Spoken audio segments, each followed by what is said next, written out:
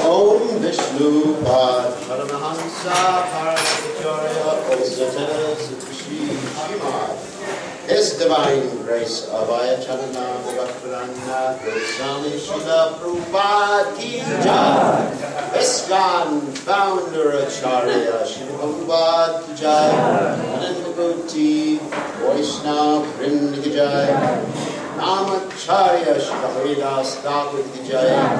Ren Say Kaho Sri Krishna Chaitanya Prabhu Nityananda Shidway Nagaratma Shivasati Gaur Bhakta Vrinda Jai Shri Shri Radha Krishna Gopal Sayam Kundra Kiri Govardhan Ki Jai Vrinda Ki Jai Vrinda Ki Jai Navat Viparam Ki Jai Jagadasami Ki Jai Yuvanamai Ki Jai Shivani Lasidev Ki Jai Bhakta Vrinda Ki Jai Srila Prabhupada Ki Jai, Gora Premananda.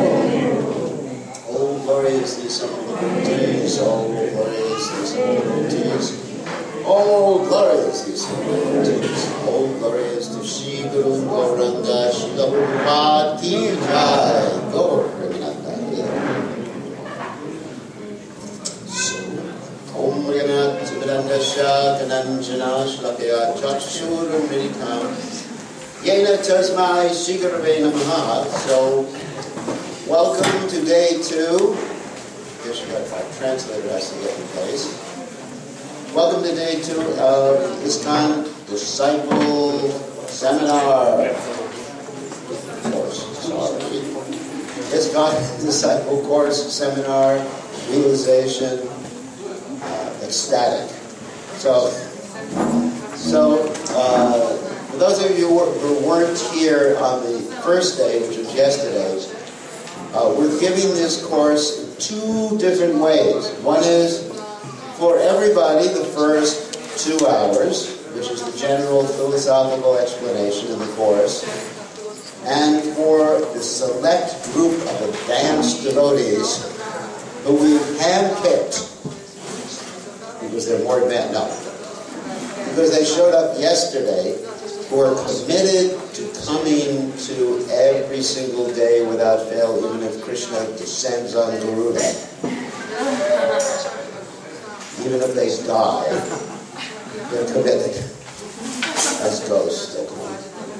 So those devotees who are getting certificates, that means people who are being trained as possible teachers in the future, and people who will be taking initiation within the next year, because this course is mandatory for taking initiation beginning with Janmashtami 2015.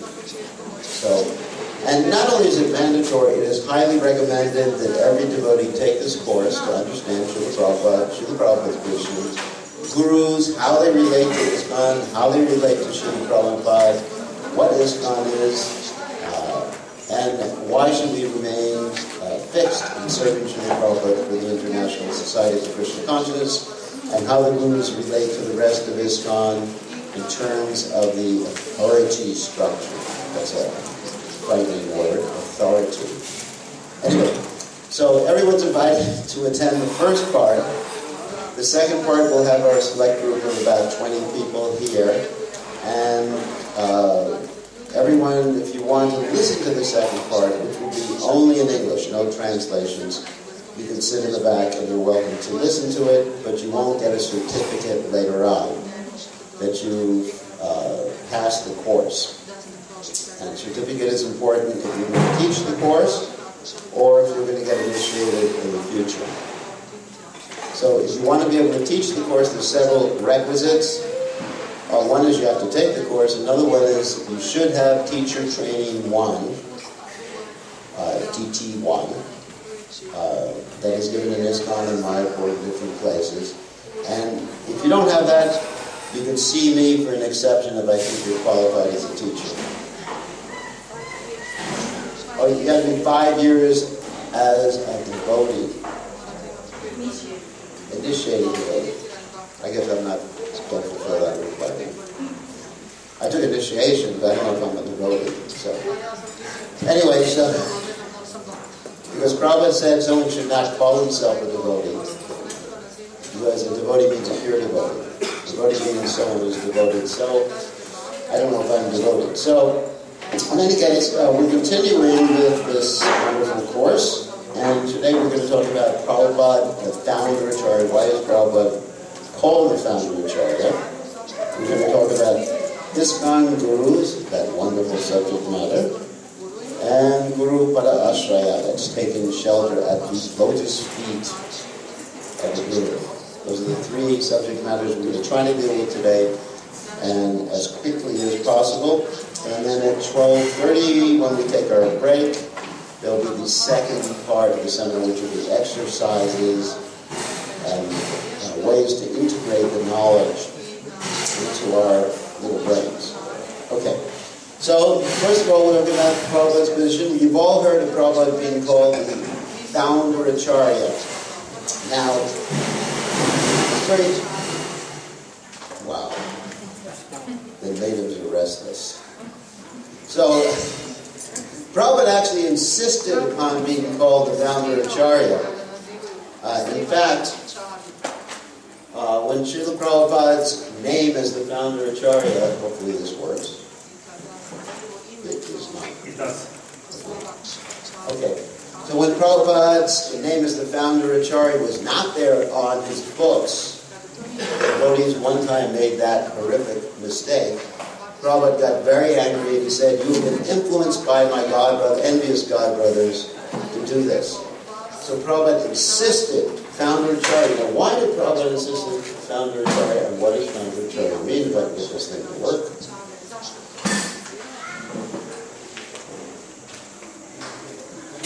Okay. So let's go back a little bit of history. There's two Gaudiya Math texts we're going to talk about. And in these Gaudiya Math texts, you don't really find the term founder Acharya in reference to Bhaktisiddhanta Saraswati Thakur. The first one is called the Harmonist, you see here, Harmonist, which is the translation roughly of the Sajjana Toshani, which was the basically magazine that was coming out fortnightly, published by Srila Bhaktisiddhanta Saraswati Thakur. And the second one is called Sri Krishna Chaitanya. Now, Sri Krishna Chaitanya was written and edited by someone named Nishkant Sanyal, who is Srila Bhaktisiddhanta Saraswati Thakur's personal editor. Nishkant Sanyal was a professor of English, and many of Srila Bhaktisiddhanta Saraswati Thakur's works were actually written by him. They actually attributed different works to each other, which is quite interesting, because he trusted him completely with the editing and with the writing. So this was started, anyway, this Sri Krishna Chaitanya was a book that was published in order for Srila Bhaktisiddhanta Saraswati Thakur's disciples to preach in the Western world. Srila Bhaktisiddhanta Saraswati Thakur understood that in order to preach in the Western world, he needed to have some literature. Like, before Prabhupada came to the Western world, what literature did he print? When he came, what literature did he print? What? First canto of Srimad. First canto of Srimad Bhagavatam. And also he had his magazine, which was like the Sajjana Toshani, and that magazine was called, what? Back to Godhead. That's an easy answer. Okay. And the Sri Krishna Chaitanya was supposed to be in 3 volumes. Actually, only 1 volume was published, and about 10 years ago, another volume was published. So, Srila Bhaktisiddhanta Saraswati Thakur sent his disciples, beginning with Ban Maharaj, Tirtha Maharaj, and another one, Samvidananda, to London on a preaching tour. And this Sri Krishna Chaitanya was printed with first-class printing. And in this book, Bhaktisiddhanta Saraswati Thakur's title was the President of the Vishva Vaishnava Raja Sabha. And he was also called the Acharya of the Gaudiya Vaishnavas. And also called the President Acharya. But founder Acharya was never used for Bhaktisiddhanta Saraswati Thakur, which is very, very interesting.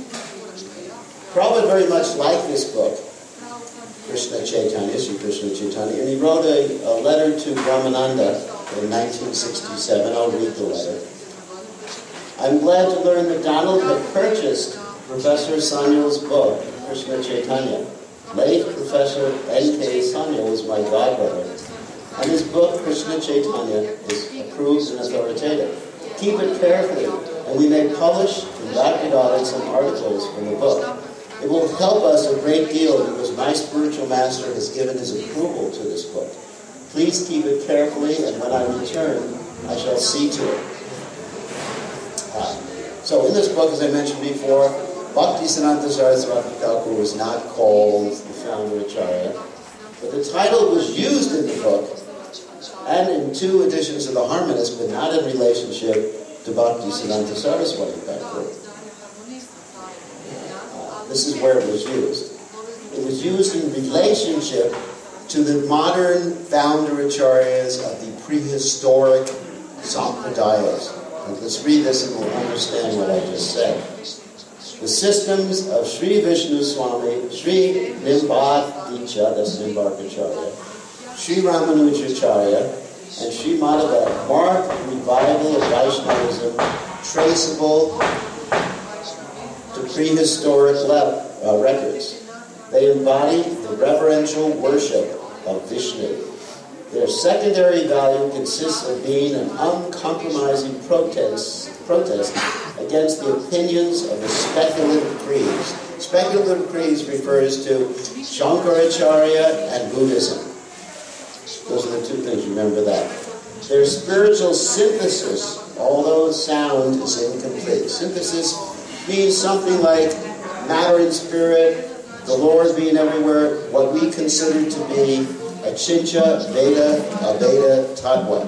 How the Lord is one and different from everything simultaneously. That's a synthesis, explaining the relationship of Krishna with matter, of Krishna with his various incarnations, and of the soul with matter. So this is the synthesis of the knowledge. So he said it's perfect or sound, but it's incomplete. And of course we know it was made complete by Sri Chaitanya Mahaprabhu when he presented his Achintya Veda Tattva philosophy. One inconceivably, one indifferent simultaneously. So here's what Srila Bhaktisiddhanta Saraswati Thakur and Sanyal considered to be founder acharyas.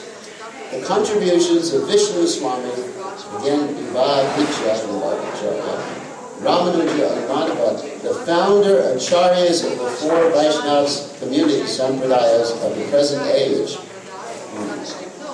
to the cause of theism, are so valuable and so necessary to know for a proper understanding of the theological position of Sri Chaitanya, that we shall close our brief survey of the historical trend of the theistic thought with a short account of the systems of the 4 great Vaishnavacharyas who preceded Sri Chaitanya. And so here's what you see here are the prehistoric teachers or founders. Of course, originally the founder of all the sampradayas is Krishna or Vishnu. And then you have Lakshmi, Rudra, the 4 Kumaras, and we're Brahma. And of course, we're members of the Brahma Madhva Gaudiya Sampradaya. And so, the founder acharyas, in the words of Srila Bhaktisiddhanta Saraswati Thakur, were Vishnu Swami, Nimbarkacharya, Ramanujacharya, and Madhvacharya, who taught their specific interpretations of the synthesis which Bhaktisiddhanta Saraswati Thakur mentioned previously. So, then, in 1930, in the Harmonist, there was a hint that the word founder acharya was going to be used in relationship with Bhaktisiddhanta Saraswati Thakur. Now, founder acharya, the term founder acharya is quite interesting because it's a combination of Sanskrit and English. Usually you will just have a Sanskrit term, but when you actually put Sanskrit and English together, it's an interesting conjunct. So acharya, of course, means one who teaches by example and acts properly, prachar and achar. And founder means someone who starts or does something remarkable in carrying forth a particular sampradaya. So in the 1930 harmonists, you can see the Gaudiya Math is also identical with its founder, Acharya. So we can also equate that with ISKCON is identical with its founder, Acharya. The associates, followers, and abode of His divine grace are limbs of Himself. None of them claim to be anything but a fully subordinate limb of the single individual. Think about that in relationship to ourselves and Prabhupada and ISKCON. It's quite interesting, isn't it? So in other words, as members of ISKCON, we should consider ourselves to be like limbs of His divine grace through the Prabhupada. Angas, like angas actually, correct sounds of the word. This unconditional, causeless, spontaneous submission to the head is bound to be not only compatible with the absolute necessity for the fullest freedom of the initiative of the subordinate limbs. I'll have to translate that. So when we actually are subordinate to the founder Acharya, we actually get freedom. And what do we get freedom from? Anyone have any ideas? Yes, the control of our senses, vacho vegam, manasa prana vegam, and all that other nice stuff that we're subjected to. This makes the Gaudiya Math, as regards its constitution and function, different from all other institutions. Interesting. This is all applied to ISKCON too.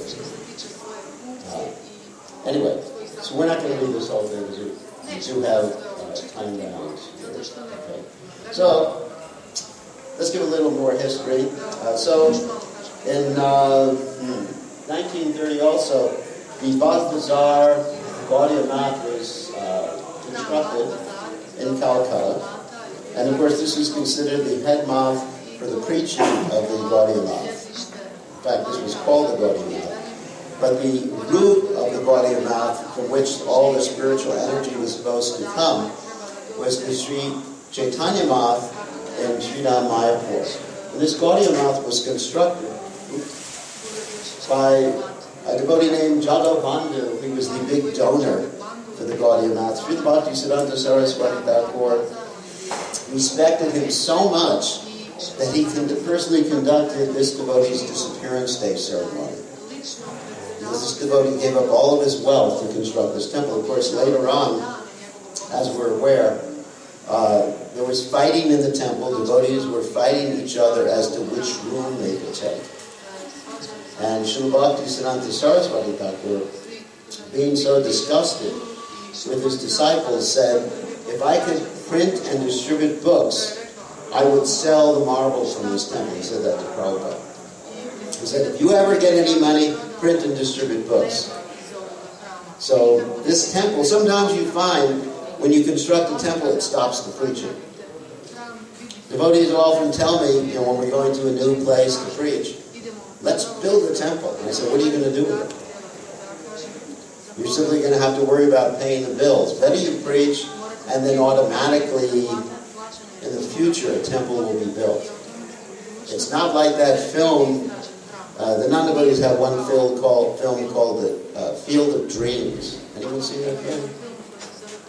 No, he still hasn't seen the film, because we talked about it. It's where someone wanted to have a particular sporting activity in his garden. He had a cornfield, and so he made a baseball diamond. And he thought all the old players would come. And so, anyways, all the ghosts came, and they played baseball. But that has nothing to do with this topic. So, it's important to understand that Krishna consciousness is spread by purity and dedication, not by big buildings.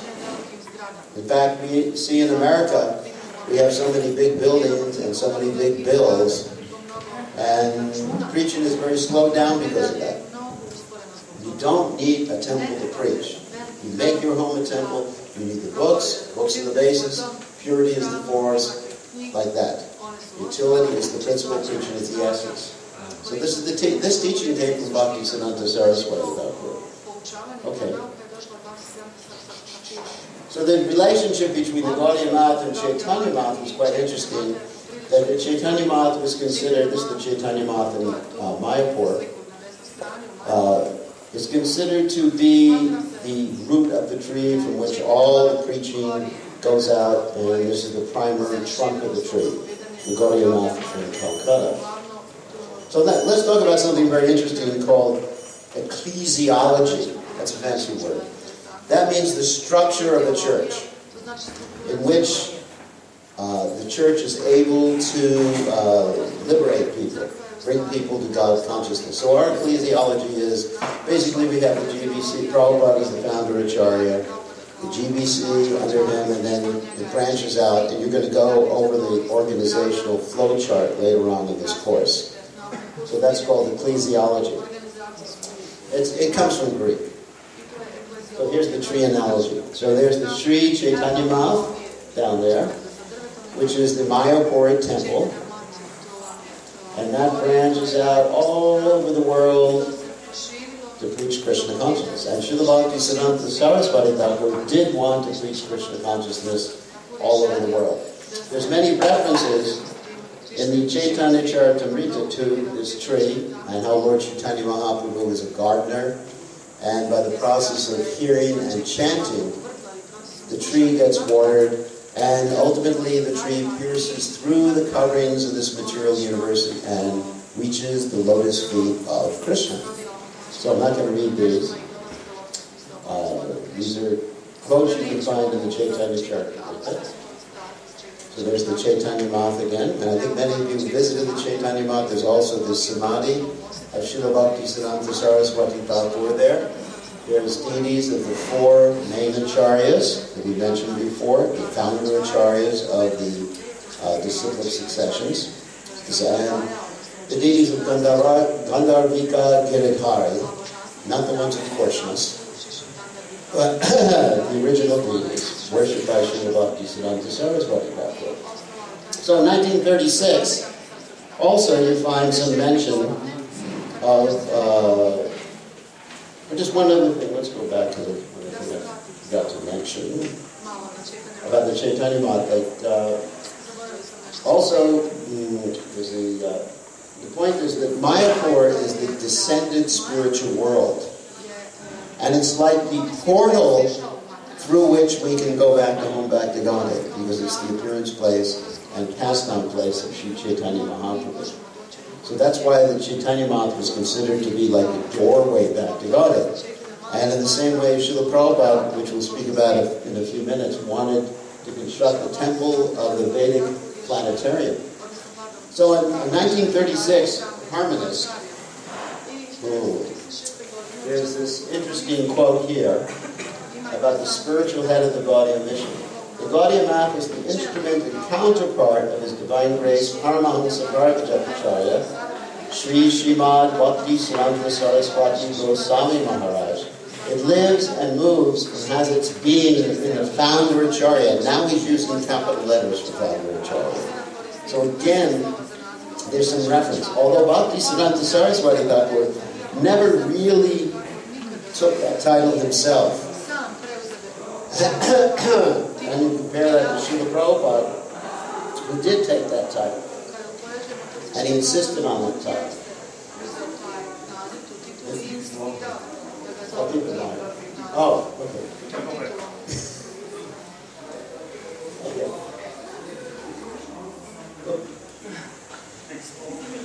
Thank you. So Bhakti Siddhanta Saraswati Thakur had a vision of worldwide preaching. He wasn't simply interested in preaching in India, opening up, as he did 64 Gaudiya Maths. And in addition, he actually installed Pada Tirthas, that means places where Lord Chaitanya Mahaprabhu visited when he was going around India. He installed Lord Chaitanya's footprints everywhere. But he wanted to preach all over the world, specifically in the Western world. And he planned to go to the West. And Srila Prabhupada commented that Srila Bhakti Siddhanta Saraswati Thakur left this world and left his body out of disappointment with his disciples.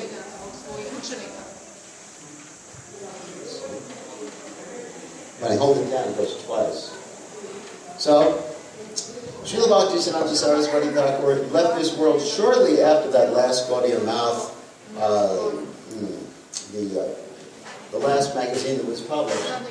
And he never really took the term of founder Acharya, so Srila Prabhupada decided to take up that mission. Also another point is that actually, let's see, oh yeah, this is another important point I just left out. That Bhaktisiddhanta Saraswati Thakur became disappointed in the devotees who he sent to the Western world because somehow or other they had the wrong mentality. Even though Van Maharaj had gotten a pledge of a donation from the Maharaj of Tripura to build a temple in London, Bhaktisiddhanta Saraswati Thakur told the Maharaj of Tripura not to give that money to his disciple. Could you imagine that? He had enough money pledged by this very, very rich king in Tripura. And Bhaktisiddhanta Saraswati Thakur said, don't give it to him. And in addition, Bhaktisiddhanta Saraswati Thakur never agreed to see Van Maharaj the rest of his manifest existence. Can you imagine that? He pretty much rejected Van Maharaj. And we're not going to comment why, because we don't want to commit offenses. He was Van Maharaj's devotee. But Srila Prabhupada's godbrothers in many cases did things that were apparently manifestations of envy towards Srila Prabhupada. One example is they tried to stop Prabhupada from buying land in Mayapur. Not only did they not help him, but they tried to impede his buying land in Mayapur. Another example is one of them actually reinitiated, we'll be talking about that later on in the course, reinitiated some of Prabhupada's disciples. So, because the Gaudiya Math was unsuccessful, and also World War II was starting at that time, it probably wasn't an appropriate time to be preaching in Europe. Because it's Hitler, I mean, you all know what happened during World War II. So, therefore, things were delayed, and Srila Prabhupada decided to take up the mission. And in taking up the mission, Prabhupada did something that was very much parallel to what his spiritual master did. That he, first of all, published Back to Godhead magazine, which was like the Sajjana Toshini. In 1944, he started this and distributed it in the tea stalls in Delhi and other places. And then, before coming to the West, Srila Prabhupada started to publish his books, print his books, the Srimad Bhagavatam. Prabhupada personally had to transport the paper. He had to do the typesetting. And he came to America only with about $10 worth of rupees, which he was never able to exchange. And several cases or several trunk loads of the Srimad Bhagavatam, which he personally published. Yeah.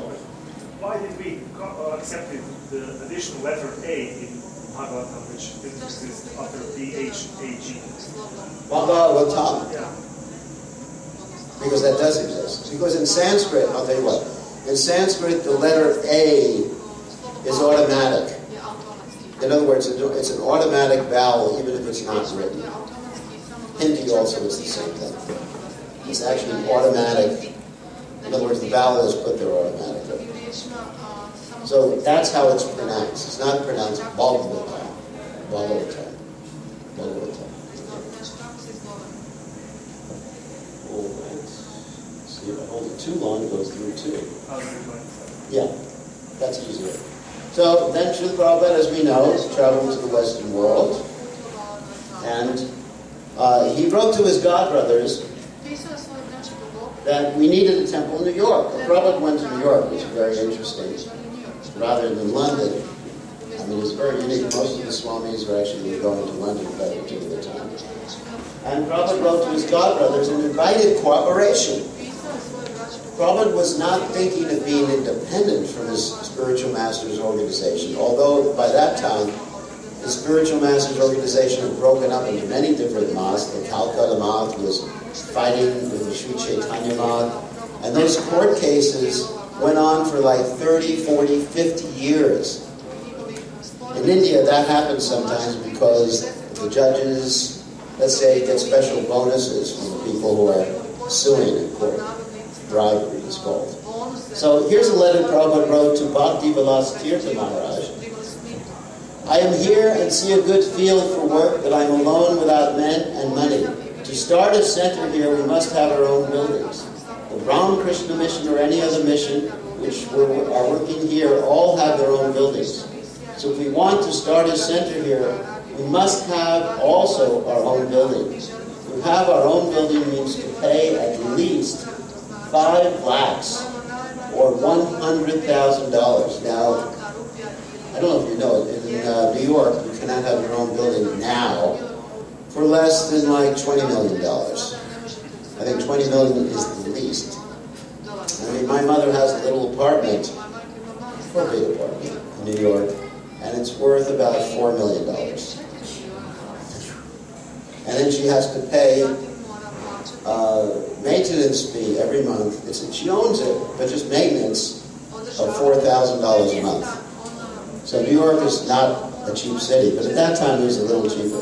So $100,000 to furnish the house with up-to-date paraphernalia means another 2 lakhs. 2 lakhs means 200,000 rupees.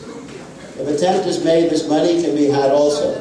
But I think for establishing a month in temples here, you may take charge, and I shall be able to make them self-independent. There's difficulty of exchange, because at that time they didn't allow rupees to be exchanged for dollars. And I think that unless you have some special arrangement for starting a branch of the Chaitanya Math, transfer of money will be difficult. But if you can do so with the help of the Bengal or central government, here is a good chance to open immediately a center in New York. Without our own house, it will not be possible to have our own center. For me, it will take a long time, but for you, it is very easy. The Calcutta Marwaris, those are the rich people, are in your hands. That means he controls them. By the grace of Srila Prabhupada, if you like, you can immediately raise a fund of 1 million lakhs. That's 10 lakhs, I'm sorry. 1 million rupees to open a center in New York.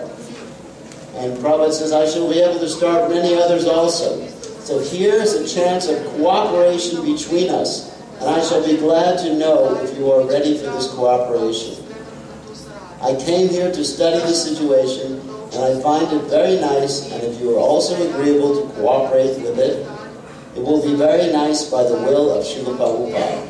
If you agree, then take it for granted that I am one of the workers of the Sri Mayapur Chaitanya Math. So that was Prabhupada's move. I have no ambition for becoming the proprietor of any math or mandir, but I want working facilities. I am working day and night for my Bhagavatam publication, and I need centers in the Western countries. If I am successful to start a center in New York, then my next attempt will be to start one in California and Montreal, which is part of Canada. There is ample scope for working, but unfortunately we have simply wasted time by quarreling with one another while the Ramakrishna mission, with misrepresentation, has made their position all over the world. It's important to read. Although they are not so popular in these foreign countries, they have made great propaganda only, and as a result of such propaganda, they are very prosperous in India, while the Gaudiya Math people are starving. We shall now come to our senses. If possible, join with our other godbrothers and let us make an effort combinedly to preach the cult of Gora Hari in every city and village of the Western countries. If you agree to cooperate with me, as I have suggested above, then I shall extend my visa period. Otherwise, I shall return to India. Immediately, I want some good assistants to work with me. They must be educated and able to talk in English as also read Sanskrit nicely. For preaching here, 2 languages, English and Sanskrit, will be very much appreciated. I think under your leadership, every camp of our godbrothers should supply a man good for this purpose, and they must agree to work under my direction. If that is possible, then you will see how our beloved Srila Prabhupada will be satisfied on all of us. I think we shall all forget now the past fratricidal war, that means brothers fighting with each other, like the Mahabharata war, and now come forward for a good cause. If they are not agreeable, then do it yourself, and I am at your service. And Srila Prabhupada said something very interesting in the lecture in Seattle, and this is something we can all learn and imbibe and take it to heart. When you do something in cooperation with the Lord, and the Lord's devotees on the internet, that is called bhakti. So remember that. This is actually one of Prabhupada's key statements. So then, Srila Prabhupada, when he came to the Western world, took on the second pranam mantra, which is different than generic pranam mantra. The first one is generic. Ma'om Vishnu Padaya Krishna Prasaya. Bhutale Shimate whatever Swami Iti Namani. And the second one is more specific. Prabhupada took on this mantra, Namaste Saraswati Devi Gora Vanipacharani Nirashesha Shunyabadi Pasyaksha Dejatarani, that actually indicated that he was the servant of his spiritual master. Our respected obeisances are unto you, O spiritual master, servant of Saraswati Goswami.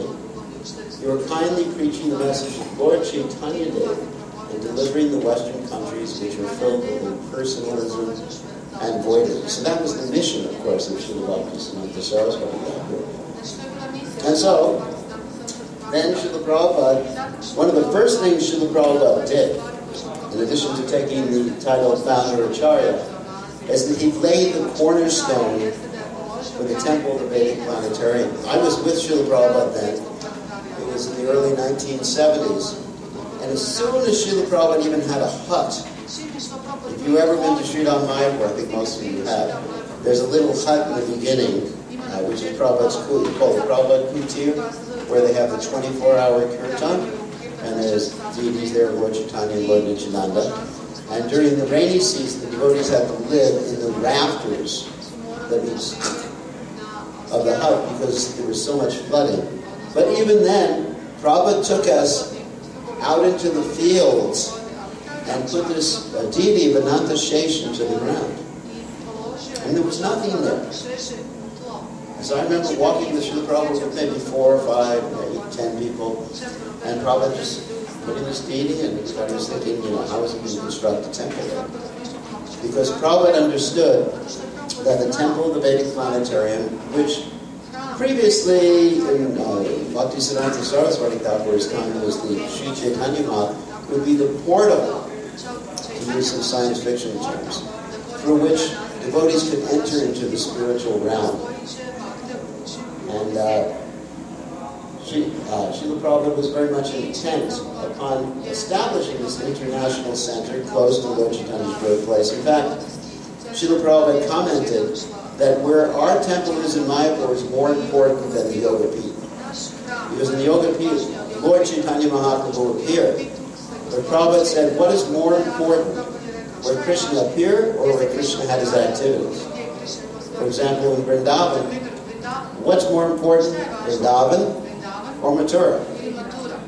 Vrindavan, because that's where Krishna enacted his activities. So, place of activities, which is the kirtan or sankirtan movement of Lord Chaitanya, is more important than the place where Lord Chaitanya appeared. And this temple of Vedic Planetarium not only is it spiritually a portal, but the depictions within the temple actually display this aspect of being a portal.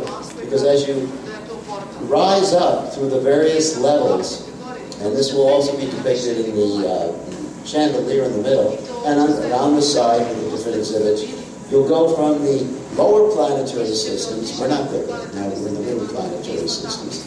So you go the lower to the middle, to the upper planetary systems, Svargaloka, and then Tapaloka, Harloka, Brahmaloka, pierce through the coverings of the material universe, and ultimately come to the Vaikuntha planets, and then after that, at the top, as you see here, you have Radha and Krishna. It's Krishna Loka. And so, what Prabhupada did was he established around the whole world the synthesis, the perfect synthesis, the complete synthesis of the teachings of the four main acharyas we mentioned before, the founder acharyas, following in the footsteps of his spiritual master and, of course, Sri Chaitanya Mahaprabhu. And so Prabhupada can be considered, because of the extent of his service, because of his writing, because of his understanding, because of his changing the face of the world and giving us a movement that will create a revolution in the misdirected lives of an impious civilization. Prabhupada can be considered the fifth founder acharya for the modern age. This works. Whoops. That's the last slide. That's the last slide. So Prabhupada actually did more than the four acharyas, which is interesting. Because the four acharyas that spread Krishna consciousness all over India, defeated Mayavadis and personalists. But Prabhupada's scope was bigger than any of the acharyas spreading Krishna consciousness all over the world. So, in the beginning, we could not understand why Prabhupada wanted this temple in the middle of all the fields there in Mayapur. But now it's becoming apparent how important that temple is to establish Srila Prabhupada's position and also the authenticity of the Brahma Mantra Gaudiya Sampradaya. So now we have a good understanding of why Prabhupada is called the founder acharya, why Prabhupada took the term founder acharya, and why Prabhupada insisted on the term founder acharya. And later on in the second 2 hours of the seminar, we're going to have exercises or questions so we can see if we fully understood all these different aspects of the presentation. Okay? So any questions before we go on to the second part? Any questions about founder acharya? Yes. 2 months ago, I just read a book about Srila Prabhupada's position in ISKCON by Ravindra Swarup Prabhupada. Yeah, this presentation was based on that book. So there he mentioned this particular topic, founder acharya, that Srila Prabhupada made this statement that he wanted to be a founder acharya, yes. but that also he wanted in the future that there will be some acharyas, yes. but he is a founder acharya. So can you explain a little bit more what did he mean and what it means all? Well, Prabhupada wanted us all to become acharyas. Like we mentioned in the beginning, the word acharya means achar, one who sets a good example. Yadyat acharya vishreshtas tatat devetaro janha, as Krishna mentions in the Gita. That as the great souls act, the leaders of society act, then others follow. So we should be good examples and also preach nicely as achar and prachar. So Prabhupada wanted that. But Prabhupada, I oftentimes explain it that Prabhupada wanted acharyas with little a instead of a big A. Little a means, yes, perfect example, preaching nicely. Big A means the head of an organization. We should not think of ourselves being the head. If we think of ourselves being the head of an organization, no matter how spiritually elevated we are, the organization ISKCON will fracture, like the Gora did. Like Prabhupada commented that all of his, or many of his godbrothers, thought themselves acharyas with a big A. He didn't criticize them for being gurus. He never said they shouldn't be gurus. He said they thought themselves acharyas, and as we mentioned yesterday, sometimes because they had that mood actually became transferred to their disciples, and their disciples became very much into the separatist mood. We are better than others. And sometimes that may occur in ISKCON, and we want to avoid. That's one of the purposes of this course. That we want people to avoid thinking that my guru is something special better than your guru. You can think your guru is special, but then all the Vaishnavas are special. And we're all working under the jurisdiction of His Divine Grace, Srila Prabhupada. But if you get into this groupie consciousness, you know what groupie means? Groupie is in reference to the rock and roll stars of the 1960s. That's my generation. You had the Beatles come, and guess what happened whenever the Beatles came? All the girls were screaming, Ringo, what's the other guy's name? George, Paul, what's the other one? John, sorry, forgive me. So they were screaming, ah! And if there weren't any police there, they would have torn their limbs out from their body. Oh, I got John's finger. What do you have? Oh, I have a leg. So they were so crazy. And sometimes I see like sort of replicas of that in ISKCON. The people get so crazy, and then sometimes there may be the tendency, of course, Vishwanath Chakravarti Thakur talks about how anarthas come from the byproducts of bhakti. There may be a tendency even in gurus of taking it seriously. You have lotus feet. Oh, I have lotus feet. My feet are so sweet, they can't be beat. My lotus feet. So, and then you really get into Facebook, putting pictures of yourself on Facebook, putting pictures of your feet on Facebook, and then you become proud. So it's a great danger for the conditioned soul. So therefore, we all understand that we're servants of Prabhupada. And Prabhupada is the founder Acharya. We're supposed to act nicely and assist Prabhupada. That doesn't mean we're reckless, which we talked about yesterday. But we're supposed to assist Srila Prabhupada. The gurus are here to assist the disciples in connecting with Srila Prabhupada, the founder Acharya. Okay, any other quick questions we've got to get on to next? Yes? Rekao je da postoje 4 acharje. Oni predstavljaju 4 filozofska pravca. I kasnije je rekao da je Šrila Prabhupada prihvaćen kao 5. acharja. To znači da je prihvaćen i njegov filozofski pravac. I kako se u tom kontekstu zove taj filozofski pravac za kojim je Šrila Prabhupada? You said that there were 4 acharyas which represent, who are the founder acharyas, of 4 sampradayas. And you said that Srila Prabhupada was accepted as the 5th acharya of the founder acharya. Yes, of his own school, philosophical school.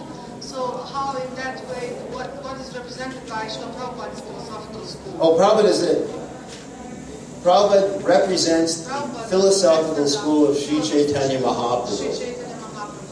He didn't start his own philosophical school, but he made that philosophical school of Sri Chaitanya Mahaprabhu understood, or at least known worldwide.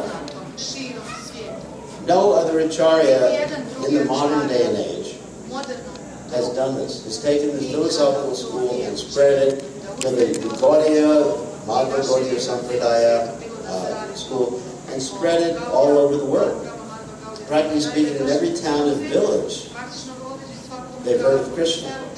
They may not like it, but they've heard of Krishna. But they've heard of Krishna. So in that way, Prabhupada didn't originate the teaching. In the same way, Madhvacharya, Nivargacharya, Vishnu Swami, Ramanujacharya, they didn't originate the teachings of their sampradaya, but they made the teachings prominent, understood, and spread the teachings in a very unique way. If Prabhupada had not come to the Western world, none of us would understand Gaudiya Vaishnavism. And none of these other Gaudiya groups that are in the Western world today would be in the Western world if it hadn't been for Prabhupada. So Prabhupada did something very unique in the history of Vaishnavism. Srila Bhaktisiddhanta Saraswati Thakur would have taken that title had his mission expanded all over the world while he was on the planet. As we pointed out, he was getting ready, or his followers were getting ready to give him that title, but only after the Gaudiya Math had expanded all over the world, which it didn't do. And Srila Prabhupada was able to spread the mission of Sri Chaitanya Mahaprabhu all over the world. Okay, I think we have to get to the next topic. We have a lot to cover today, so let's go on to the next topic. You have the next slideshow. Ready? Yes.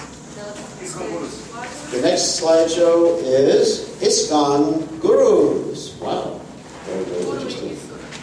And so, in this particular part of the seminar, we're aiming to help everyone understand the role, position, and qualification of ISKCON Gurus, current and future.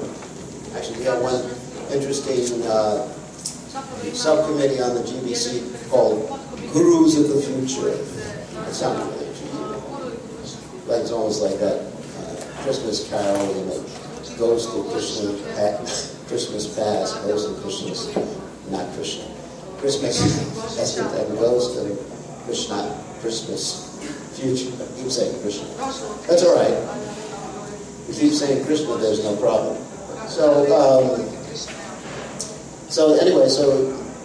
And to help the students develop appropriate attitude to the gurus and other Gaudiya Vaishnava organizations. Very nice. All right, let's start with PowerPoint number 2. Or, let's go see. ISKCON Gurus, lesson 4.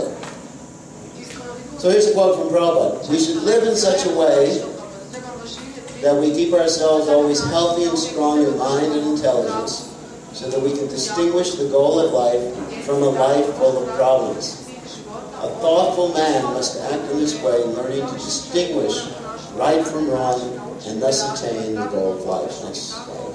I'm just going to use you to change the slides now. So ISKCON Gurus and ISKCON authorities, which is really interesting. Flow chart here.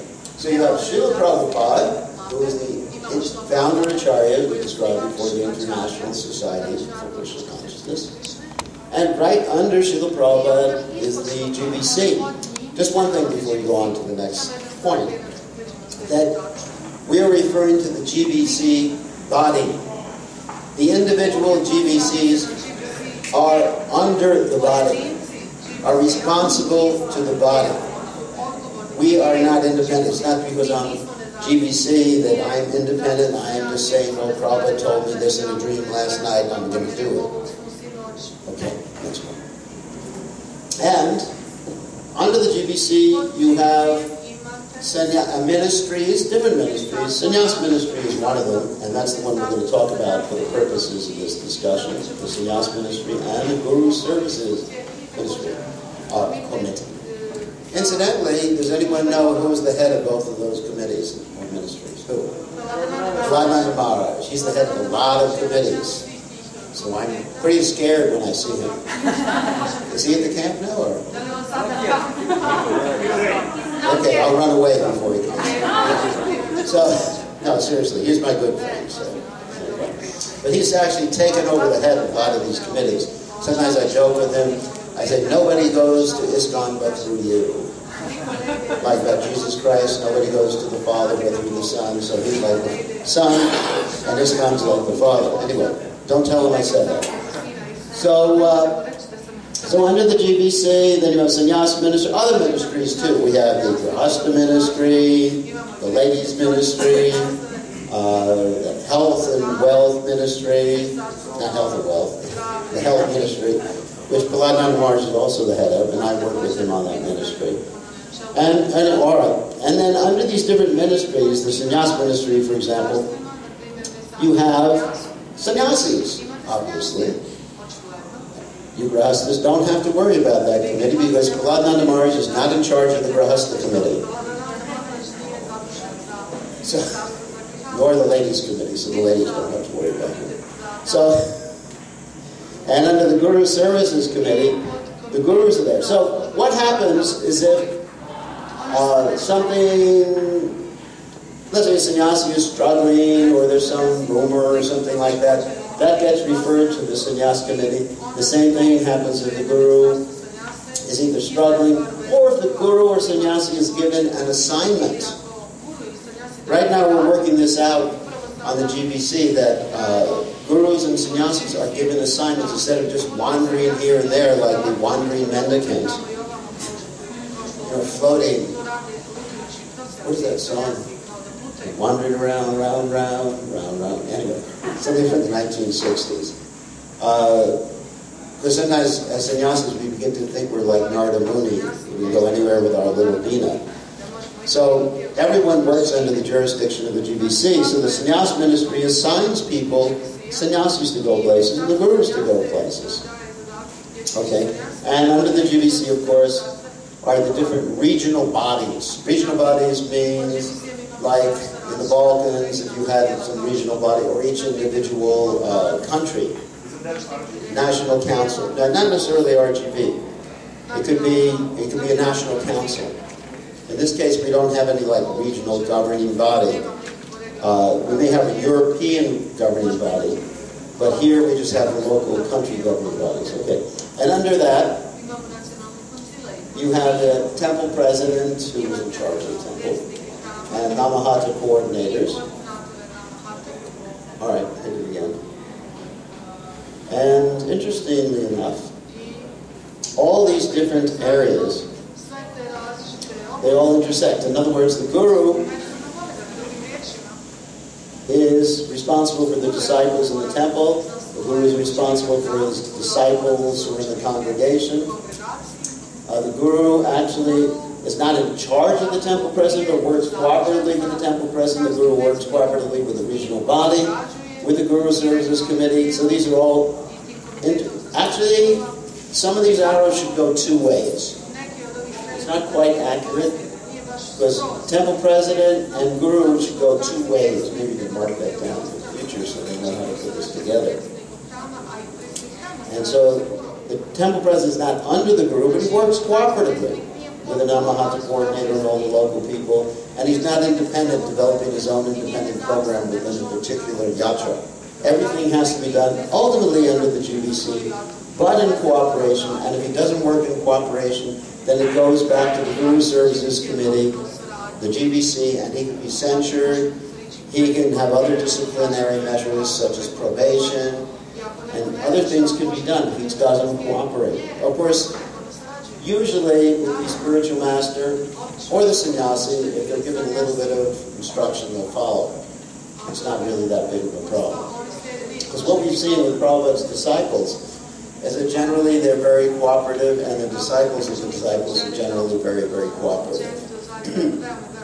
So, we know this, that when Bhaktisiddhanta Saraswati Thakur left this world, he asked his disciples to form a governing body commission. That word governing body commission was taken from the managing directorate of the Indian railway system. And so his disciples, instead of doing that, they started electing, under the jurisdiction of one of Prabhupada's godbrothers, they started electing an acharya. So they had some problems with electing acharyas. There was one group elected one acharya, another group elected another acharya. One of the acharyas ran away with his wife. So ISKCON's problems are not unique. They also had problems like that in the Gaudiya Math. Practically, this is the material world. So you need checks and balances. In a perfect society, the Varnashram society, you'd have a king, and there would be checks and balances by the Brahmins. But in Kali Yuga, you need all sorts of checks and balances. You need people to check on you from below, from above, sideways, horizontal, and you probably need a video camera on you 24 hours a day just to see what you're doing. People looking at your Facebook page like that. So, Prabhupada said his spiritual master did not want an acharya with a capital A again, but his secretaries made plans to occupy the post of acharya. And this is what I mentioned before. There were two factions, and both factions became asara, or useless. Why are they useless? Because they disobey the order of the spiritual master. We mentioned this yesterday, that if someone is a member of ISKCON and they leave ISKCON, their Krishna consciousness is living an hallucination, a mirage, an hallucination. Why? Because they're disobeying Prabhupada. Na gati gato pi. Final verse of the Guru Vashdeva. So, they had no authority having disobeyed the order of the spiritual master. If someone obeys the order, then they have the full potency. Otherwise, their Krishna consciousness It may appear real, but it's not.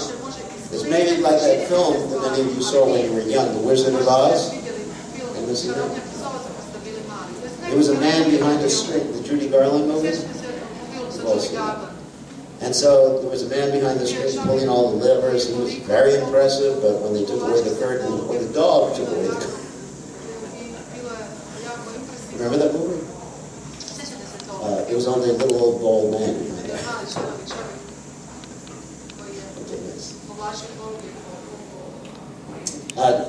This is Prabhupada's statement again. Chaitanya Mahaprabhu himself wanted our cooperation. He is God, Krishna, and therefore cooperation is a very important thing. No one should think that I have got so much ability I can do. In other words, teamwork, team spirit is what Prabhupada wanted in our society. It's simply by cooperation we can do very big things. United we stand, divided we fall. This is ours. So be strong in pushing on the Krishna consciousness movement, and Krishna will help. He is the strongest. Still, we must be combined together. Very important point. We work together. None of us stands. No man is an island. No acharya is an island. We stand together. Like the sticks together, they can't be broken. That's Aesop's fable, which the Prabhupada was fond of. Okay. Those who accept the service of Diksha Guru or Siksha Guru in ISKCON are required to be exemplary. That means good examples, representing Prabhupada's teachings in their own words and personal behavior.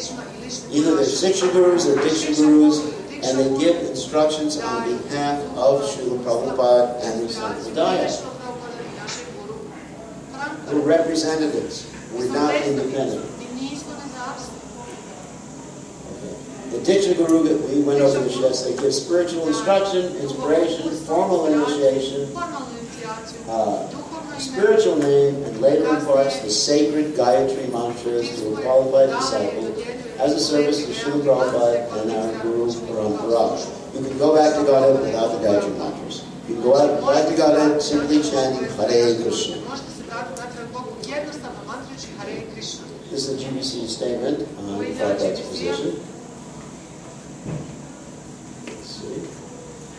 So this is what we're going to do later, so we get a little coming attraction for those 20 select people. So we're going to be doing skits on this particular point. And this is another point about acting independently. This was spoken in Honolulu, Hawaii, to a group of devotees, I'm not going to mention their name, who are still separate from ISKCON. They still have their own separate organization. So Prabhupada actually was talking to them, and they said, Prabhupada, we'll listen to anything you say, Prabhupada. We'll serve you, but we're not going to listen to anything they say, referring to the GBC. And Prabhupada says, what if I say, listen to them? And they said, we won't. And Prabhupada said, just see, they're rascals. You know. That's part of this conversation that's not up here. I said, when they say they don't like ISKCON and GBC, they are really saying they don't like to follow my order. In other words, if you don't work cooperatively, not to say that the GBC is perfect. This is not me sitting up or standing up here saying, you know, we are perfect, we are the representatives of the Supreme Founder Acharya. Not to say that, but work cooperatively. And if you disagree, that's fine. But ultimately, cooperate. If you disagree, there's a methodology in ISKCON for presenting your disagreements. First of all, you can go to ISKCON Resolve. Everyone's heard of ISKCON Resolve before? This devotee Braja Bihari, who we had in his Gratian camp a number of years ago. He's the ombuds person. That means someone you can go to and say, hey, I have a problem with my GBC, your Krishna Maharaj. He's a rascal. And, which is true. And then you can go to him and you can make a complaint and he'll try to resolve it. If that doesn't work, you can go to the Euro GBC and make a complaint. And if that doesn't work, you go to the Executive Committee of the International GBC. And somehow or other, things will be rectified. It's not that we should sit blindly and let something happen. In New York a number of years ago when Prabhupada was on the planet, devotees just were blind when the temple president was having his girlfriend over for the night. He was a so-called sannyasi. And his girlfriend was coming over for the night. You know, there was probably a do not disturb sign on his door. And the devotees just thought, this is a pastime. And this girlfriend's name was supposed to be Teshi Toyota. And everyone was thinking, wow, now we're going to have a lot of money in our movement, because she was telling everybody that her father was the owner of Toyota Motor Company, which wasn't true because Toyota Motor Company was a public corporation. Anyway, so everyone was thinking, wow, what a wonderful temple president. Anyway, so then Prabhupada was very upset that devotees, even it came to the point that later on they got married, and she was offering chicken rolls to the deities. You heard about that? What's that? Yeah. Come in pajamas to do arti. And the devotees just didn't say any damn thing. So we don't want that. You know, we want intelligent, thoughtful, not blind following people, but we cooperate. So Prabhupada said, that means if someone doesn't cooperate, that means they don't have faith in my order, that means they don't have faith in me. That means Guru Aparada. To say they have faith in me is just hypocrisy. And this is also another interesting point is that Prabhupada wanted us to stick with our particular branch of the Sampradaya. He says, better you stick to hearing from authorized persons like your spiritual master or experienced godbrothers, but never try to hear from someone who is not in our line. It is simply a waste of time to hear and then again have to rectify a mistake. Now the reason for this is that in the beginning, Prabhupada actually had devotees associated with some of his godbrothers, but then some of his godbrothers manifested some peculiar tendencies, like reinitiating some of Prabhupada's disciples, which we mentioned yesterday, and other envious types of characteristics. So Prabhupada sort of changed that particular direction, understanding that it was important to hear from those who were following him. Here is the order. I have now issued order that all my disciples should avoid all my godbrothers. They should not have any dealings with them, nor any correspondence, nor should they give them any of my books. Because they would take Prabhupada's books and they would underline things to criticize Prabhupada and commit offenses. Or should they purchase any of their books? Because the devotees would generally go to all these Gaudiya temples and purchase all these different books about different things that they thought they wanted to know about, they thought they were advanced enough. Neither should you visit any of their temples. Please avoid them. Now, Prabhupada was very careful when his devotees went to the Holy Dham, because and oftentimes they would get bewildered. So Prabhupada insisted that whenever devotees went to the Holy Dham, they would go with a tour guide, an older devotee who could protect them. So one thing that happened, sometimes devotees would go to Jagannath Puri or some place like that, and one of the local residents would come up and say, I can be your Tirtha Guru. Prabhupada did not like that term, even though it's there in the seminar. Prabhupada hated that term, Tirtha Guru. And they would encourage them to do things that Prabhupada didn't want them to do, the devotees to do. So Prabhupada really had to protect all of us young devotees, and Prabhupada insisted that we not be alone, especially in the Holy Dham. So it's very important. Of course, I mean, I guess after 40 or 50 years in the Hare Krishna movement like me, you can go along and, probably do all right.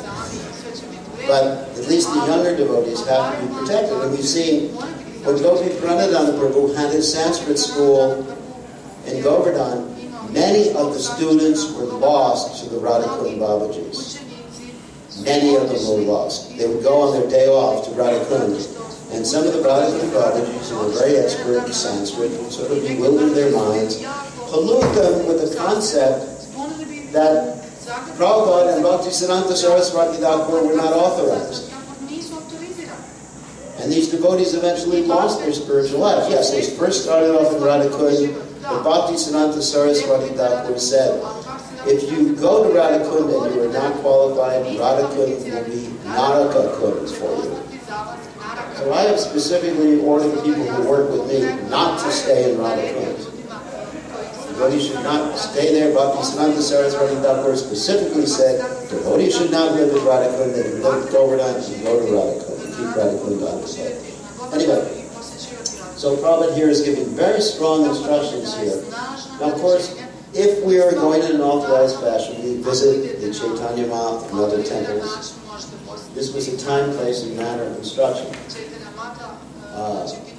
Now, Prabhupada was talking about one of the older Vaishnavas who came to the West, one of his godbrothers. He said, he may be treated as a guest, but if he comes to our center, give him prasadam, honor him as an elder Vaishnava, but he cannot speak or lecture.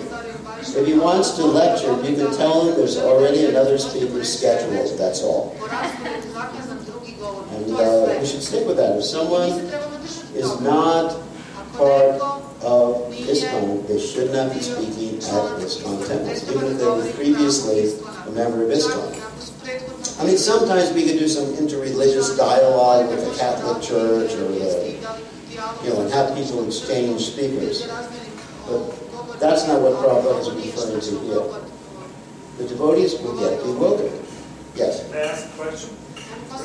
Recently in Sarajevo, Indian ambassador that covers Hungary and Bosnia came several times. He came out of China that he gave donation during his floods. We are in good terms. However, when he came for the first time, of course, we had to say welcome to Indian ambassador, etc. And then he grabbed the microphone and spoke pure Mayavadi philosophy. Although he said I was born in Jagannath Puri and Lord Jagannath is in my heart and blah. And we were really confused how to act, whether to stop him and make a scandal or something. We let him speak, and everyone was looking at each other, waiting for him to finish. What do you advise? I would say right after he spoke, I mean, sometimes these things do happen, and you don't want to offend the ambassador from India. So right after that, you actually, in a very nice way, you defeat Mayavad philosophy without being personal with him. Without saying, this rascal just said this. You say that Krishna is the Supreme Personality of Godhead, the personal Brahman comes from him, the realization of Bhagavan is the highest realization, although there are people who never go beyond the stage of Brahman realization. But that's unfortunate, because we're persons, God is a person, and where did our personalities come from? They came from Krishna. Janma Jasya Yadaha. Anyway, there's different philosophical ways you can deal with it. Second or third, we didn't do that, of course, next time we will know, but the second or third time when he came, we told him that there is another schedule. Yeah. That's good. I mean, that's really the best thing, rather than have someone spout Mayavad philosophy. I run into that all the time because I'm dealing with people from India, and a lot of nasty philosophy comes out. You really got to correct it in a nice way without offending the person. Yeah, and then we can say, yes, one and different simultaneously. Yes, they are guna avatars, and they each take charge of each of the aspects of the modes of nature and the material world. But then, in one sense, we're all the same because we're spiritual. We're qualitatively the same, yes.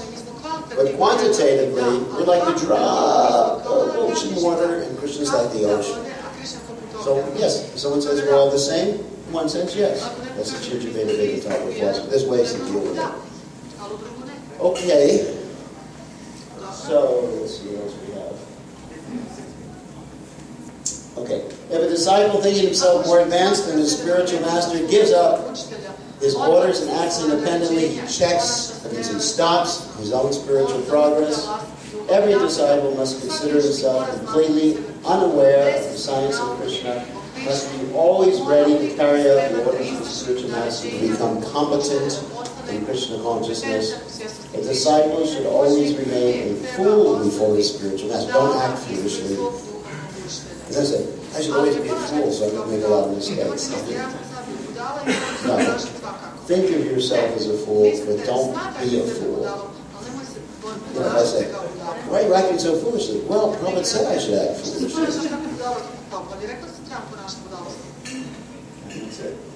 So any questions about that? ISKCON gurus. And we're going to have exercises to illustrate some of these points. Yes? You were saying that ISKCON guru should be a representative of Srila Prabhupada and not act independently. Yeah. We can see that ISKCON gurus have different understanding of Srila Prabhupada's instructions. Yeah. And while they are doing something, maybe they think themselves as representatives, but others think that they are independently. So can you comment on that? That's why we have the GBC.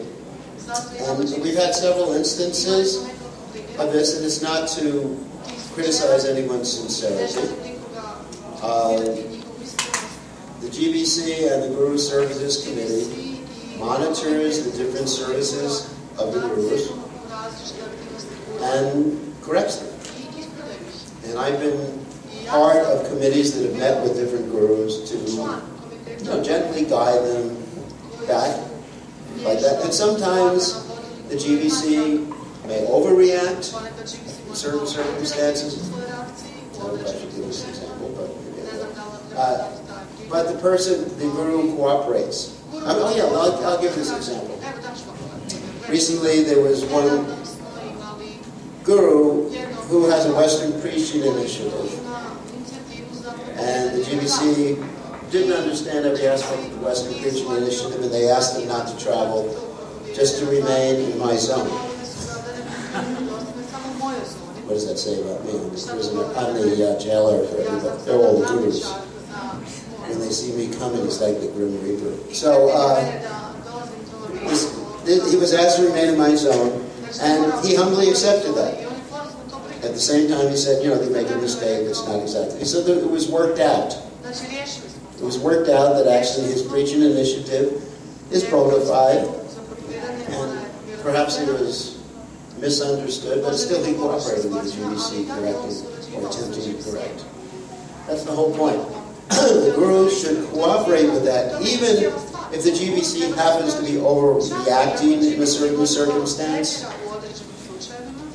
And there should be a two-way communication so that ultimately there is better understanding. And if the Guru needs to change a few things, or if the GBC needs to understand things from a different angle, that happens.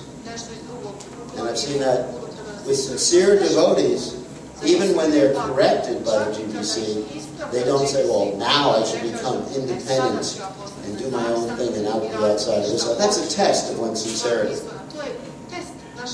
I mean, all of us, frankly, another example, this is history, is Tamal Krishna Maharaj. Tamal Krishna Maharaj was, let's say, associating a lot with different Gaudiya personalities, and it was making the influence of those Gaudiya personalities were making their way into our movement, for one reason or other. And the GBC corrected it. And it was hard for him to take the correction, but he remained faithful to ISKCON. It was a test. I mean, many of us are subjected to tests where we're corrected by our Guru, by the GBC, or by other authorities. And many times we think, oh, well, just leave. But that's an animal response. Animals respond by fight or flight. You understand? Fighting or flight. Either fight them or let me run away. Whereas human beings in ISKCON respond by cooperation. So Tamal Krishna Maharaj, he cooperated. And actually there were a number of GBC people who were involved in that chastisement by the GBC. I'm not going to mention their names. But they all voluntarily said, yes, we accept that correction. And they came to a better understanding. So that's the history of ISKCON, yeah. If someone doesn't accept the correction of the GBC, we take them into a back room. I'm also in charge, as you know, I like electronic devices. We attach different electrodes to their back and increase the voltage until they decide. No. Then we take the time to talk to them more and more, give them association, and ultimately if someone says, I don't accept the GBC, that means they've decided to serve outside the International Society of Krishna Consciousness. And ultimately that means they've decided to disobey Prabhupada's instructions. My particular mentality is to stay within ISKCON, no matter what. If you get corrected, chastised, made a fool of, you stay with Prabhupada, because that's Prabhupada's instruction. My connection, one of my main connections with Prabhupada is to serve his institution. I couldn't imagine being outside of ISKCON. What would, my identity wouldn't be the same identity I have. My identity is a servant of Prabhupada. It's an integral, essential part of my identity, and that's how it should be with every ISKCON member. That they couldn't imagine. I just couldn't imagine what it would be outside of ISKCON. It's like trying to operate an electronic device without any power. It just doesn't make sense. I can't even imagine what it means. Yes. Okay.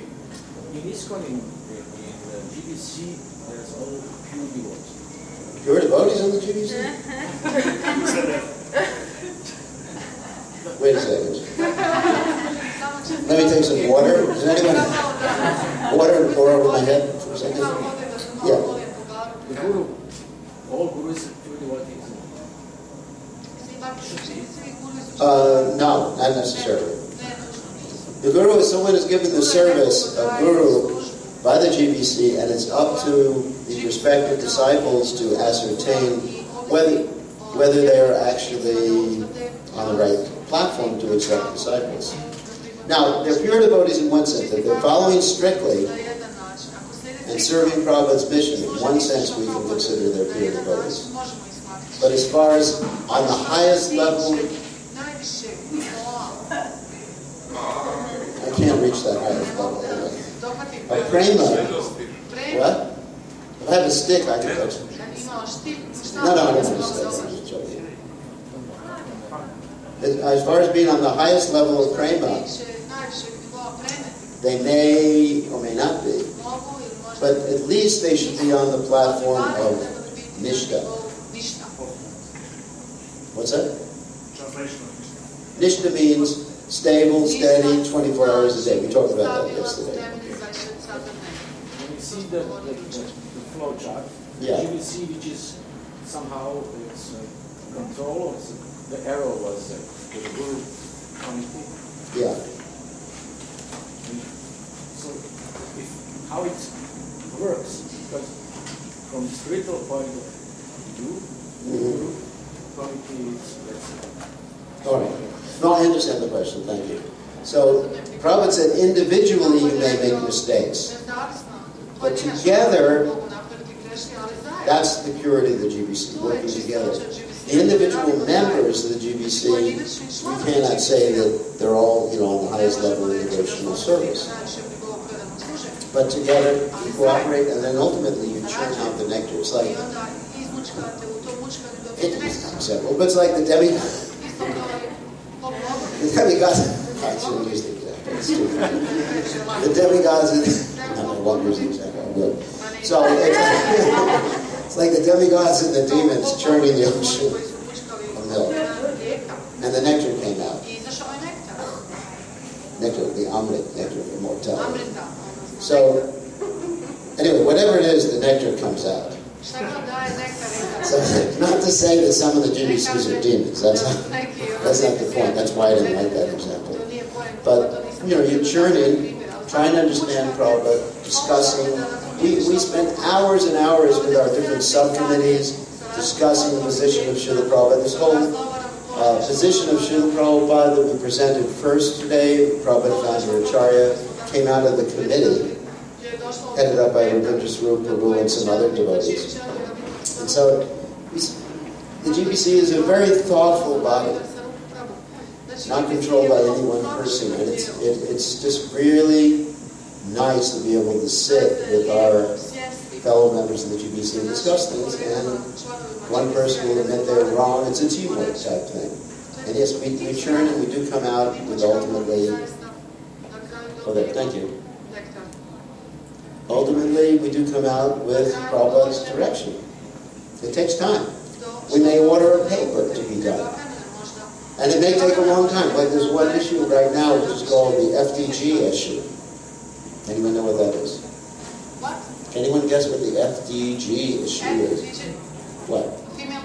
Female Diksha Guru. Which is really, everyone's on edge. All the ladies thinking, I want to become Guru. Guruini. I want to become Guru. Except no, not all ladies. And the men are worried, what if there's a flood of lady gurus? What will happen to us? We won't be in charge anymore. Anyway. So, it's taken years to decide this issue. Like 8 years ago, we started voting on it, or 7 years ago, something like that. And it's every meeting, we come up with a, what is it, like a tie vote. And I'm thinking, why don't they vote the way I want them to vote? Because I'm one of the liberals.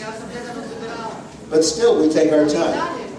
Before doing anything that's really a little bit different or controversial, it's better to take your time.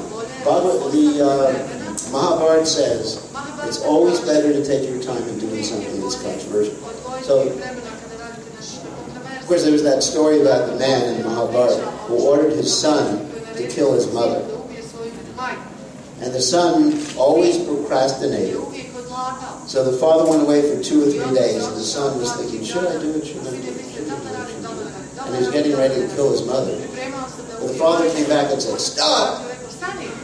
And he said, thank God it should take a long time, because it was going to kill his mother, because the father was angry with his wife. So the GBC's like that, you know, we take our time? Yeah. The GBC is like that, and also there's back and forth communication too, which is really nice. I mean, some of these arrows are just like one way, but actually practically every arrow should be a 2-way arrow. It's different in the book. Yeah, practically every arrow should be a 2-way arrow, because there's always back and forth communication. Any devotee has a right to talk to the GBC, write to the GBC, correct something that they feel is an injustice or an improper decision. So we work together. The GBCs are not the bosses of this one. They're the trustees of Srila Prabhupada's will, basically. And we have a right to question. Thank you for the question. Sorry for my humor. I have to keep everyone awake. So, yeah, the next one. We ready for the next one? Because we got to finish this next one so there can be exercises after this. What's that? What? 3 more minutes. Should I go on high speed? No. She has a bell there to stop. You have a bell? No, I forgot to take. She has a bell because I have a tendency to speed up as I do these things. So the next one is Guru Pada Ashraya. So let's go to the first slide.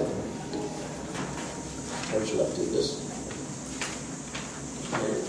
Establishing the relationship with Guru. Okay.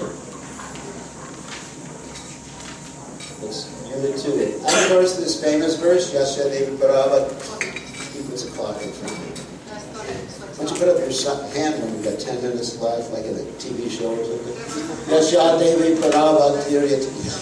Yata Devi Tata Guru Kashayita Kadita Yarta Prakasham Mahatma. This is a reference to one who has faith in the spiritual master and faith in the Supreme Personality of God, and that everything is revealed. So, faith is very important. In the Bhagavad Gita, Krishna says, Yashranana Purusha Dhammasasha Parandapa Aprapyamam Nivartante Mrityu Samsara Vartmani. Those who don't have faith, they have to return to birth and death in this material world. So, it's very important to have faith in the Guru. Not just love the Guru. I mean, some people say, oh, I love you, Guru. We'll do this. I love you too much. I mean, just like, even if you take a husband and wife, And the husband is saying to his wife, I love you, I love you, I love you. And she said, buy me a new sari. I don't have money, I love you. Useless husband, get rid of it. So Prabhupada Ashraya. Some people will take it seriously. No, that's just a joke.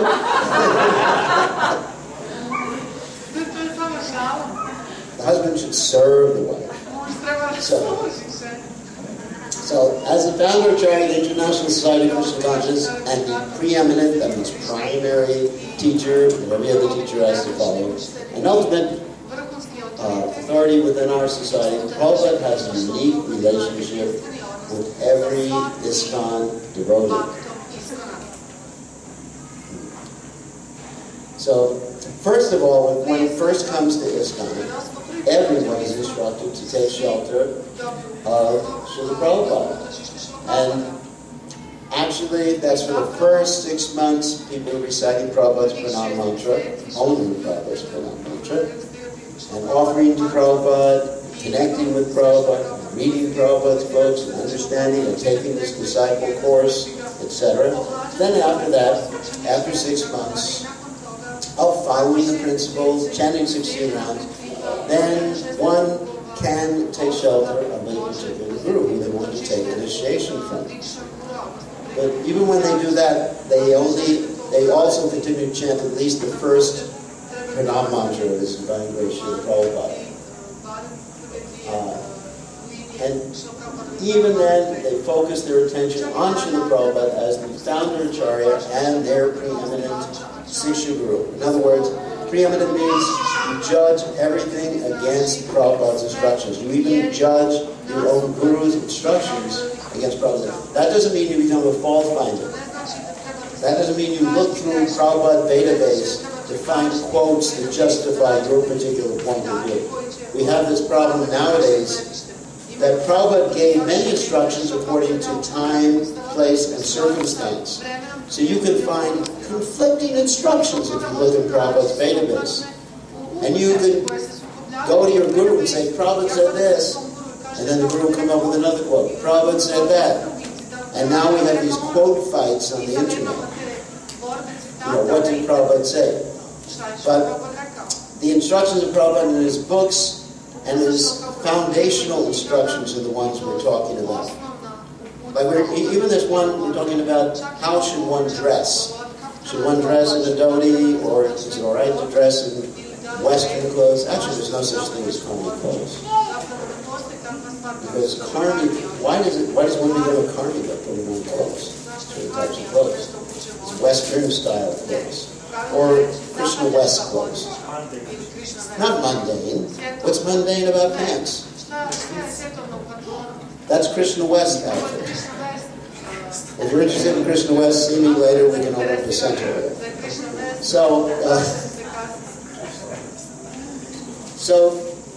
Anyway, so you'll find quotes on both sides there.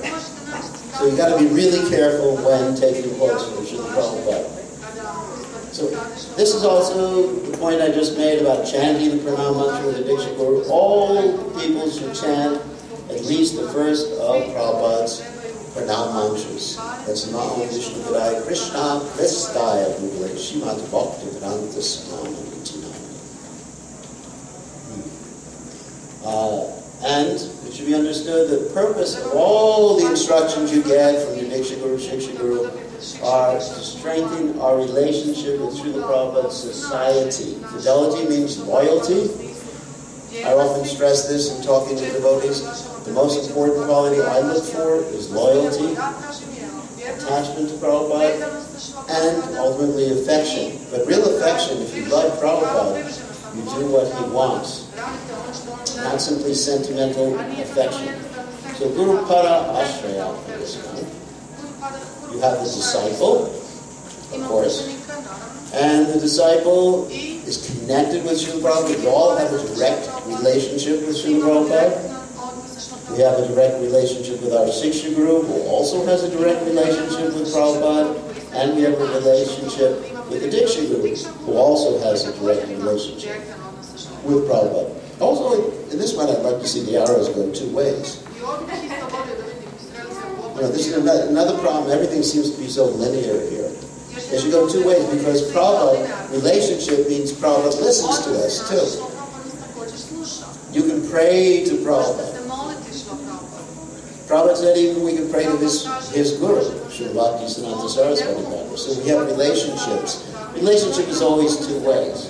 The disciple should have a relationship with his Diksha guru, back and forth, like that. I like to see double-side arrows. Maybe in the future they can correct this particular thing. So this is, it seems complex. Here's Prabhupada's statement: sometimes the Diksha guru is not present always. Therefore, one can take learning instruction from an advanced devotee. That's called the Siksha Guru. Siksha Guru does not mean he is speaking something against the teachings of Diksha Guru. He is not a Siksha Guru. That is, if he speaks against the Diksha Guru. He is rascal. So, of course, as we mentioned yesterday, there's the formal Siksha Guru and the informal one.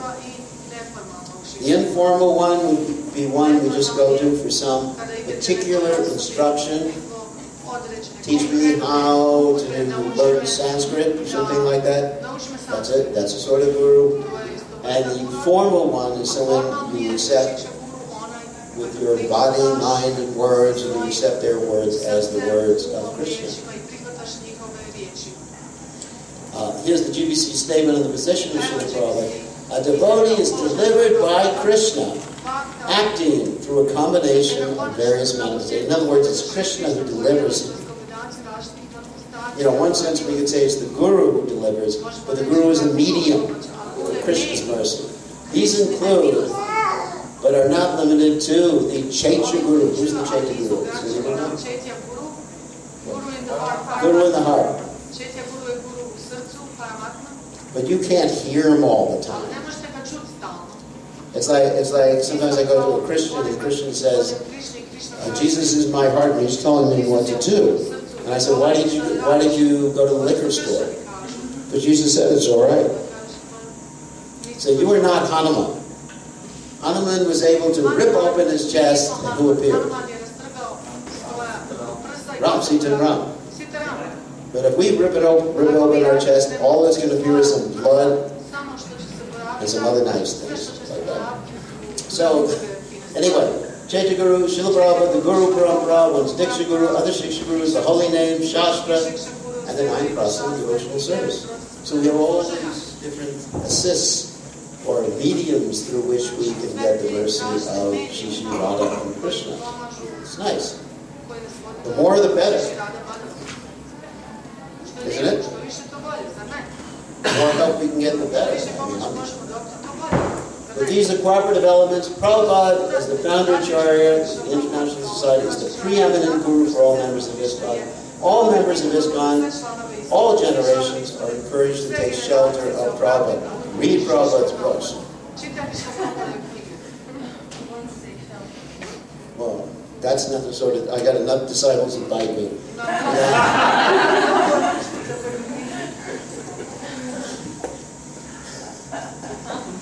So, read Prabhupada's books, serve Prabhupada's mission, associate with Prabhupada's advanced followers.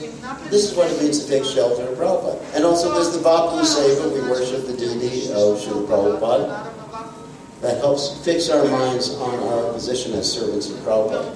So all these things are part of taking shelter of His divine grace, Srila Prabhupada. And all this stuff. Prabhupada insisted on daily Guru Pujas in the temple.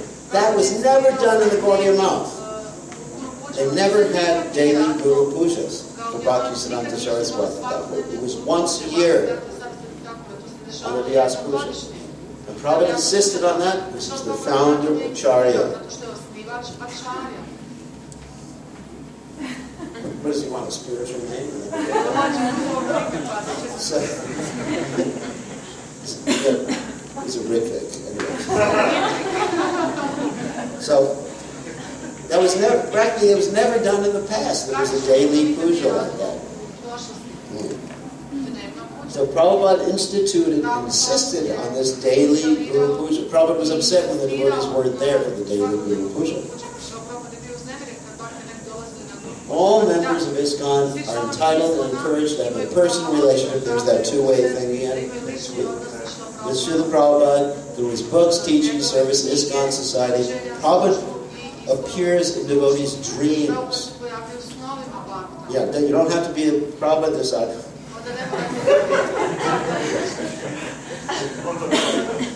All right.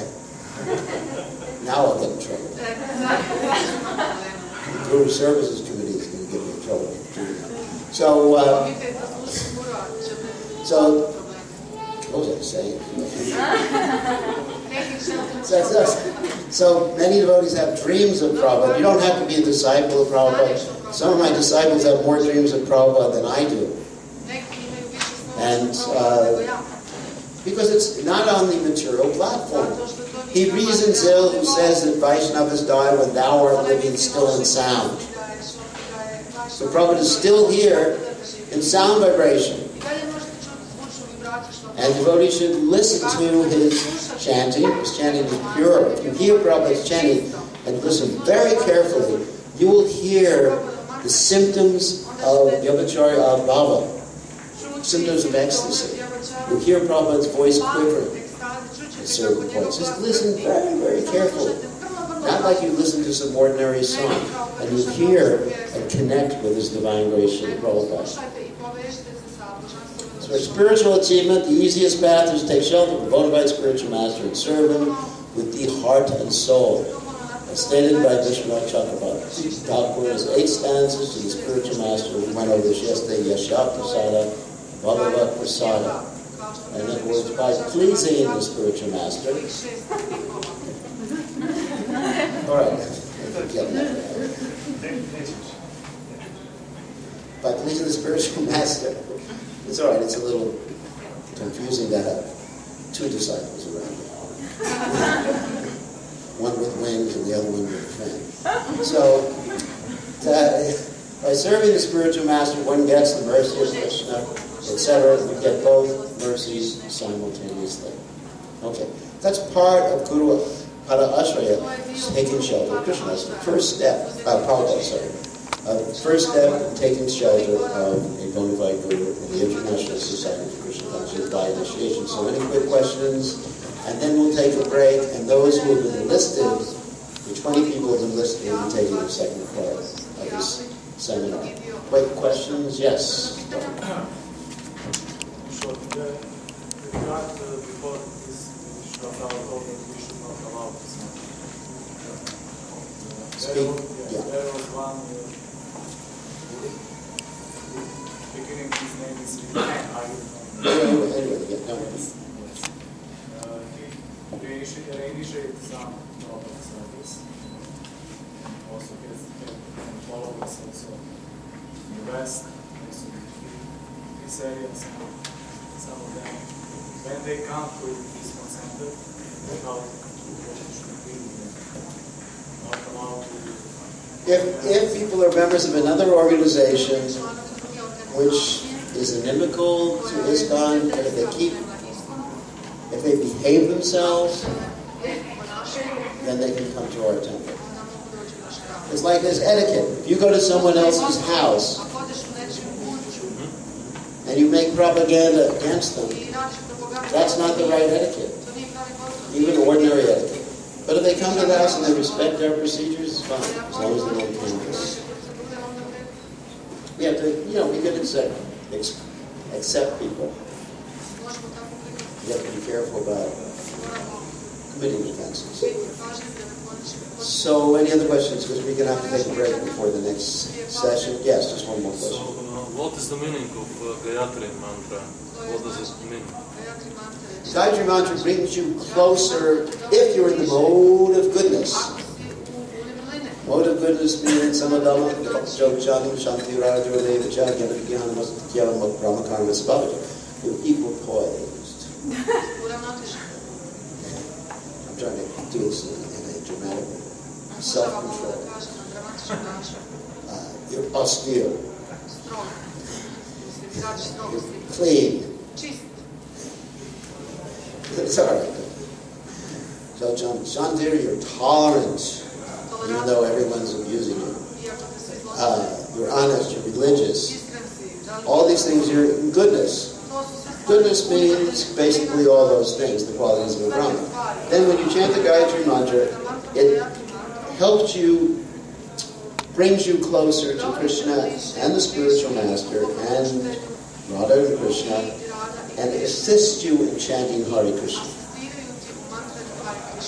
The Hare Krishna mantra goes with you to the spiritual world. In the spiritual world, people are not chanting the Gayatri mantras. But in the spiritual world, everyone's going Hare Krishna, Krishna Krishna, Hare Hare, Hare Rama, Rama Rama, Hare Hare. So, nowadays, of course, they have these Gayatri Parivaras, the Gayatri organizations where they chant the Gayatri, the Kirtan, they all join hands. I'm sure some of you have seen that. They chant the first line of the Gayatri, the Rama Gayatri, and they join hands. Om. You know, I'm not going to do the whole thing. And the women and men join hands, go in a circle. It's a real concoction. And they think they'll become self-realized by doing that. So, yeah, the Gayatri mantras, as you know, they're about Krishna's position, the spiritual master's position, Lord Chaitanya's position, and Radha and Krishna's position, Krishna in the spiritual world, and ultimately they come to the love of Radha and Krishna anyway. There's books written about it, if you're interested. And they can assist you in the Krishna consciousness. Although it's not necessary to go back to God to chant the Gayatri mantras. You can simply go back by chanting Hare Krishna purely, without offense. You can do that, go back to God. Okay, so we're going to take a 5-minute break, and then we'll have 5-minute Gayatri break. We will all sing the Gayatri mantras together. We'll join hands. And then after that we'll do the exercises. But that's only for the 20 people who should sit up front.